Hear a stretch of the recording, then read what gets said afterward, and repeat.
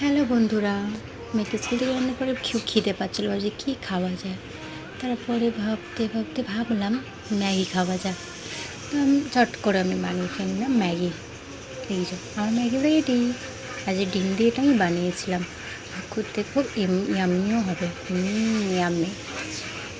তো এবার চলো এটা খাওয়া যাক তাহলে। আমি মুখে তাদের নিচ্ছি। সত্যি খুবই ভালো হয়েছে। এটা আমি ডিম দিয়ে ফ্রাই করেই বানাই, কেন আমার এমনি ঝোল ম্যাগি বানানো ভালো লাগে না। এটা খুব গরমও লাগছিলো। আর এর উপরে ছোটো উপরে অ্যাকোরিয়াম, আমার বরের অ্যাকোরিয়াম খুব ভালো লাগে, ওর মাছটা যে খুবই শখ। আর তারপর আমি ম্যাগিটা খেয়ে আবার আমার রান্না করতে হবে। মাছ নিয়ে এসেছি, মেয়ের জন্য মাছের ঝোল রান্না করব।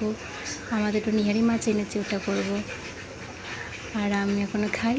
তো তোমাদের ভিডিওটা কেমন লাগলো কমেন্ট করে জানিও, আর অবশ্যই সাবস্ক্রাইব করো। বাই।